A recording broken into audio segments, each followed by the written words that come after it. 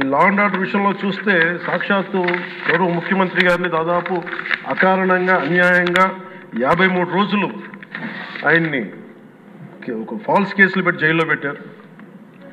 అలాగే అధ్యక్ష, మీరు కూడా గతంలో మిమ్మల్ని కూడా ఎంత వేధించారో మా అందరికీ తెలుసు, సభ్యులందరికీ తెలుసు.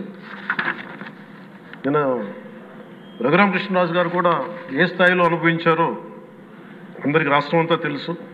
కానీ చాలా పెద్ద మనసుతోటి ఆయన వస్తే చాలా మనసు విప్పి నవ్వుతూ మాట్లాడడం చాలా ఆనందం కలిగించింది.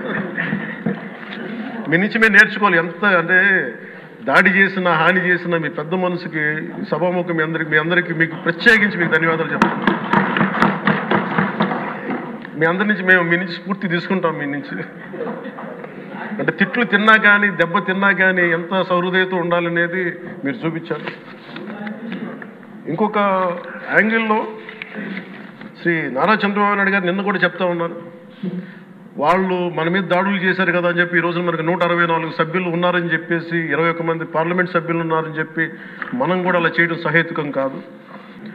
ఎప్పుడు కూడా ఇన్ని సంవత్సరాలకు, ఇన్ని దశాబ్దాలుగా మనకు స్థిరమైన రాజధాని అనేది ఒకటి లేదు. అది బేసిక్గా అది కేంద్ర బిందు ఒక అభివృద్ధికి, ఒక రాష్ట్రానికి.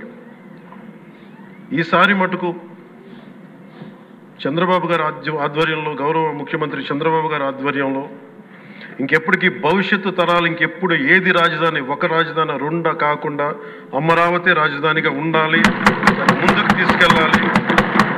దానికి మేమందరం సహకరిస్తామని ఈ సందర్భంగా మీకు తెలియజేసుకున్నాం అధ్యక్ష. అలాగే మనం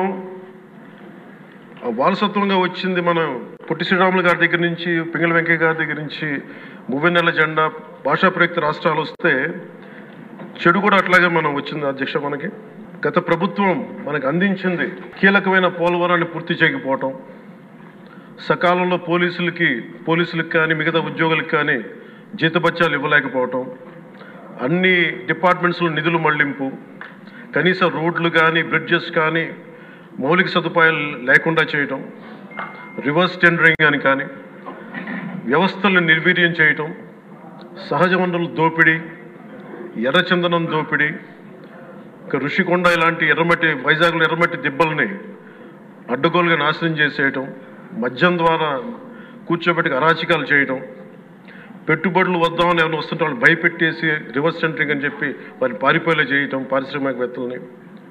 ఇది మనం తద్వారా వాళ్ళ ద్వారా కూడా వచ్చిన వారసత్వం అధ్యక్ష.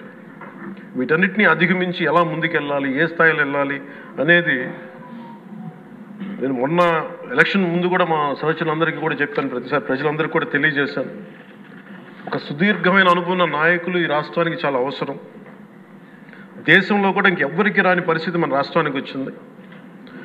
మనస్ఫూర్తిగా నేను అంతకుముందు ఏమి చెప్పాను, ఈరోజు కూడా అదే చెప్తున్నా అధ్యక్ష.